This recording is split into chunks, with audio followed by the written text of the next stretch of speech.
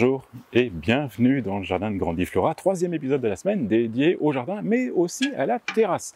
Parce qu'aujourd'hui nous allons planter des bulbes, des crocus, et c'est une plante qui va pouvoir se mixer tant dans l'espace jardin que sur la terrasse pour pouvoir nous faire un rappel de couleurs, des couleurs un petit peu plus proches de nos baies vitrées, mais également un rappel, et ça va créer une harmonie avec cet espace qui est un peu plus au fond du jardin. Donc voilà, on va planter des crocus. Alors voilà, c'est une semaine où on joue entre la pluie et le soleil, mais c'est comme ça, il faut en profiter, on n'est pas à se plaindre parce qu'on a besoin de cette eau, donc profitons. Alors, je vais planter donc ces crocus, parce que vraiment le crocus c'est une plante qui enchante l'hiver, parce qu'on est en mois de février, on est au mois de mars. Certes, les jours vont rallonger d'ici quelques semaines, mais il faut quand même de la couleur dans le jardin. Et ça, le crocus vraiment vous apporte beaucoup de bonheur. C'est une touche de couleur qui va égayer cet espace. Alors pour nous, ça va être ici. Il faut les planter dans un sol qui va être suffisamment drainant, qui peut être un sol peut-être un peu sec, mais bon, pas trop quand même, mais drainant, ça c'est le plus important. Pas forcément une rétention d'eau. Et puis, au soleil ou mi-ombre. Donc il pourrait aller dans l'espace un petit peu en dessous, mais cet espace-là, par la mousse, nous dit qu'il y a un petit peu de rétention d'eau. Donc, je préfère les mettre dans cet espace qui, lui, est plus haut, parce qu'il y a quelques centimètres de décalage. Donc voilà, on va les planter ici. Ils vont venir au pied de la protée.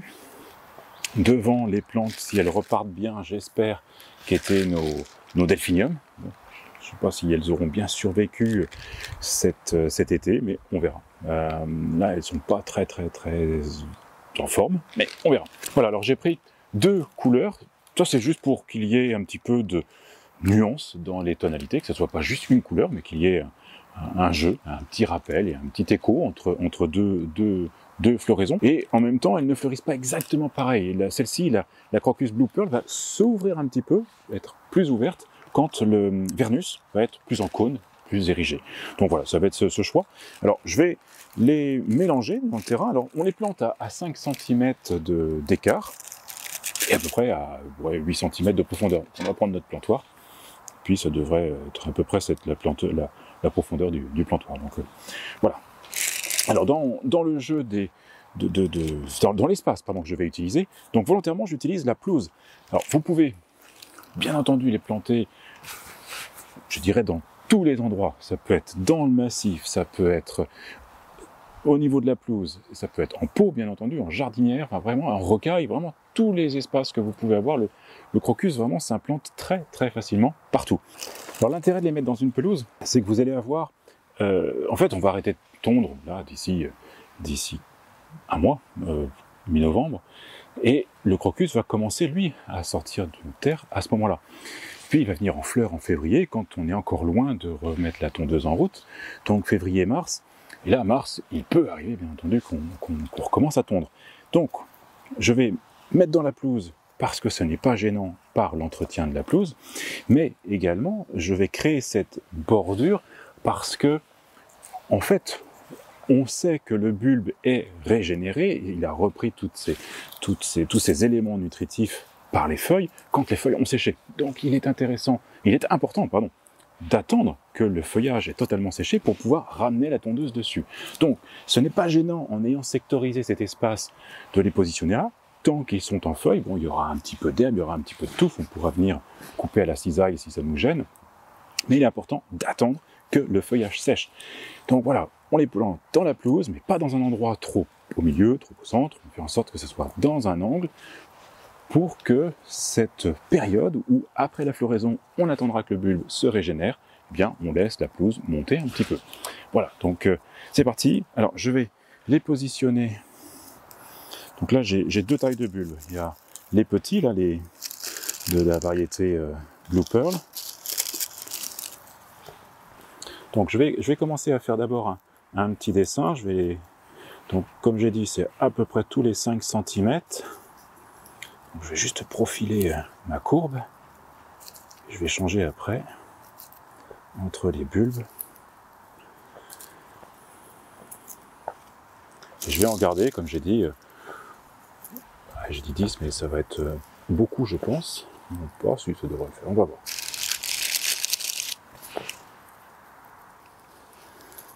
Allez, on joue au petit pousset. Voilà, je vais créer, je vais accentuer un petit peu plus ma courbe pour qu'il y ait un virage un peu plus prononcé pour arriver sur la lavande, voilà, comme ça. Donc là, ça fera une bordure de la variété qui a une fleur un petit peu plus pâle, donc ça j'aime bien. Et voilà, donc ça va être cette fleur-là qui va être en bordure, et puis on va planter en guingonce, celle-ci, qui a une couleur plus vive. Je crois que je vais pouvoir retirer mon manteau, là ça y est, le soleil donne. La pluie va peut-être venir tout à l'heure, mais hop là. Alors quand vous plantez des bulbes dans une pelouse, vous avez deux options. La première, c'est que vous prenez votre pelle, voilà, vous faites déjà votre limite telle qu'on l'a là, vous décalotez votre pelouse, comme ça vous gardez bien le tapis, et puis vous allez positionner vos bulbes tels qu'on l'a fait là, vous les plantez, et vous remettez votre tapis que vous avez retiré, pour que, comme ça, il n'y a pas de... vous ne voyez pas là où il y a eu des trous, tels que je peux le faire ici.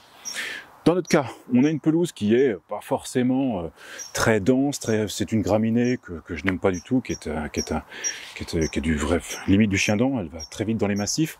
Donc régulièrement, avec le scarificateur que l'on va passer d'ici un petit mois, là, enfin, non même pas, mi-octobre, on va, après le scarificateur, terroter. Donc on va faire un mélange avec du terreau, de la graminée, des graines de pelouse avec le terreau. Voilà, on va essayer de régénérer la pelouse. Donc petit à petit, je vais essayer d'amener une pelouse un petit peu plus esthétique que cette graminée qui je sais plus laquelle c'est, mais que j'avais mis pour terrain sec, et en fait qui est du vrai chien-dent. Donc voilà, donc je n'ai pas d'amertume à faire des trous dans ma pelouse.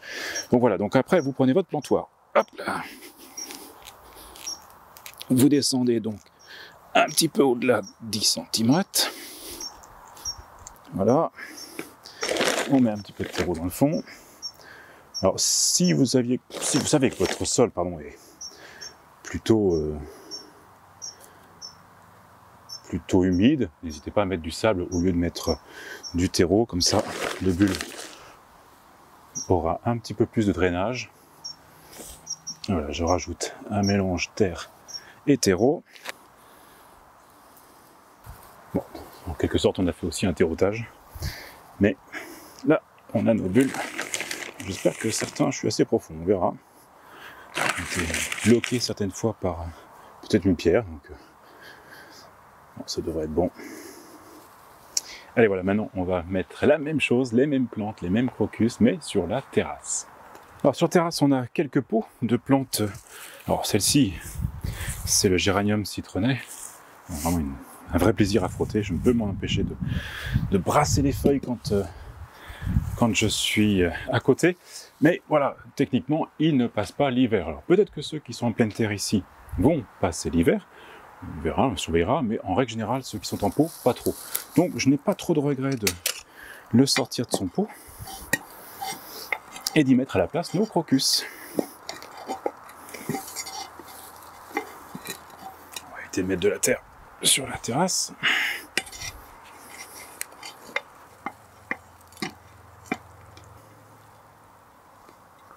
Voilà, donc en fait on a la couche drainante qui est encore là en dessous le feutre, donc ça c'est important, toujours parce que nos crocus vont avoir besoin d'un espace très drainant. Donc je vais refaire un mélange terre-terreau, un petit peu à la base.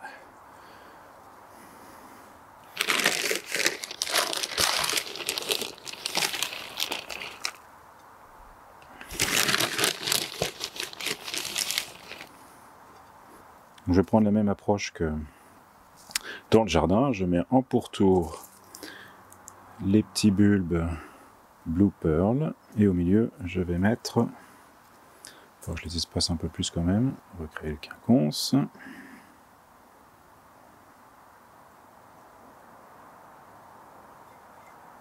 Voilà, et on remet notre mélange au-dessus. Donc on remet une couche, l'équivalent de 8 cm d'épaisseur, à peu près, plus ou moins deux fois la taille des bulbes, même si là c'était un petit peu plus. Voilà, ça devrait le faire l'affaire. Et on va mettre un petit paillage.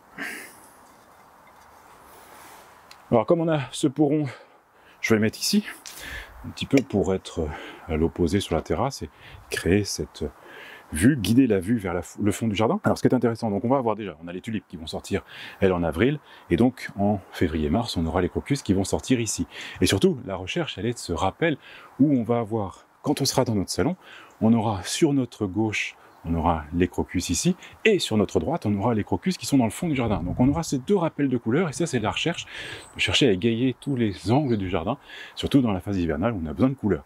Donc voilà, l'idée elle est là, d'avoir un pot qui crée un rappel avec les plantes que l'on a dans le fond. Donc au niveau de la durée de vie dans l'emplacement, alors on l'a dit, au niveau de la pelouse, on peut les laisser très longtemps. 3-4 ans, c'est bien, même 5 ans, vous les déterrez, vous séparez tous les jeunes bulbes des vieux bulbes et vous les replantez et vous faites de la multiplication et ça c'est parfait. Donc 3-5 ans, et si vous oubliez, ce n'est pas non plus un drame, mais c'est mieux de les séparer pour profiter de cette multiplication qui vous est offerte par la nature. Donc ça c'est au niveau de la pelouse. Au niveau du pot, voilà c'est différent. Comme on l'a dit, quand le feuillage sèche, ça veut dire que le bulbe s'est régénéré, et là vous pouvez les sortir pour laisser la place à une autre annuelle qui viendra prendre cette position, ou ce pot, toujours bien, au printemps. Donc vous les sortez et vous les stockez dans un endroit sec, suffisamment aéré, enfin bref, que le bulbe ne pourrisse pas. Voilà, donc ça, et puis on les replantera à la même période l'année prochaine.